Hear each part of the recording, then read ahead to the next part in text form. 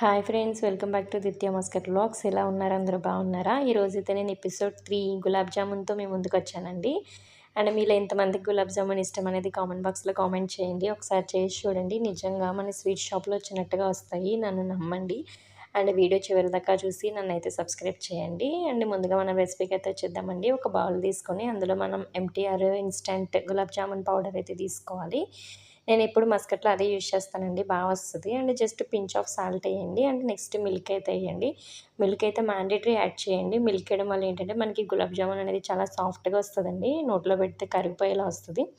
And next కొంచెం water కూడా add చేసుకొని మనకి ఇలా ఒక ఉండ వచ్చేదాకా కన్సిస్టెన్సీ చూసుకోవాలన్నమాట. అండ్ జస్ట్ ప్రెస్ చేయండి. లోపలికి వెళ్ళిందంటే కనుక మనకి పర్ఫెక్ట్ వచ్చినట్టు అనమాట. అండ్ ఒక 20 మినిట్స్ అయితే రెస్ట్ ఇచ్చేసేయండి. ఆఫ్టర్ 20 మినిట్స్ తర్వాత మనం ఇలా కొంచెం కలుపుకొని కొంచెం ఆయిల్ కానీ నెయ్యి కానీ రాసుకొని చేతికి ఇలా మంచిగా రౌండ్గా ఉండేలాగా చేసుకోండి. ఉండలు అనేది బాగా ప్రెస్ చేయొద్దండి, జస్ట్ స్మూత్గా రౌండ్ అనేది చేయండి. లేదంటే మనకి పగుల కింద వచ్చిందనుకోండి, మనకి మొత్తం గులాబ్ జామ్ షేప్ కూడా మారిపోతుందండి. చాలామంది పగులుగా చేస్తారు. మీకు అలా రాకుండా ఉండాలంటే టిప్ అయితే ఖచ్చితంగా మిల్క్ అయితే యాడ్ చేయండి. మిల్క్ యాడ్ చేస్తే కనుక చాలా బాగా వస్తుంది, సాఫ్ట్గా రౌండ్గా స్మూత్గా.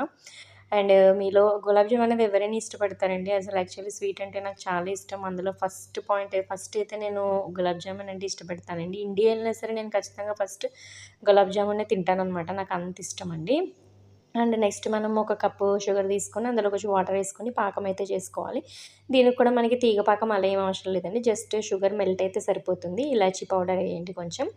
అండ్ నెక్స్ట్ మనం జామున్ డీప్ ఫ్రైకి అయితే కొంచెం చిన్న పెనం పెట్టుకొని అందులో మనం ఆయిల్ అయితే వేసుకోవాలండి. డీప్ ఫ్రైకి సరిపడా ఆయిల్ కూడా బాగా హీట్ ఎక్కకూడదండి, జస్ట్ లైట్గా హీట్ అయితే సరిపోతుంది.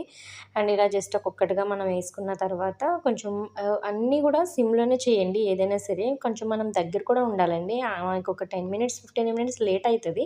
బట్ మనం దగ్గరుండి ఇలా చేసుకున్నాం అనుకోండి, మనం చేసిన ఒక ఐటెంకి ప్రతిఫలం అనేది ఉంటుంది. మనం ఇక్కడ పెట్టేసి లోపలికి వెళ్ళి వేరే పని చేస్తే కనుక అది పర్ఫెక్ట్ అనేది రాదండి. అది గులాబ్ జామున్ అనే కాదు, వంటలో ఏదైనా సరే నేనైతే అలానే చేస్తాను ఖచ్చితంగా.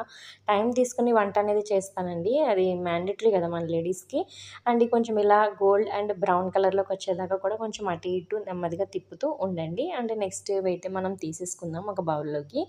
మరీ మాడిపోద్దండి, అలా అని చెప్పి మరీ హై ఫ్లేమ్లో పెట్టేయద్దు, కొంచెం లో ఫ్లేమ్ అయితే లోపల కూడా పిండిగా లేకుండా వస్తుంది.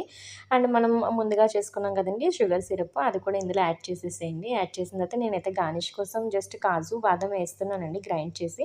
మీకు అయితే స్కిప్ చేసినా పర్వాలేదు, నో ప్రాబ్లం, మ్యాండేటరీ ఏం కాదు. అండ్ ఇదండి మన లాస్ట్కి డిష్ అనేది, yummy gulab jamun. Please subscribe my channel. నేనైతే ఐస్ క్రీమ్తో తింటున్నా.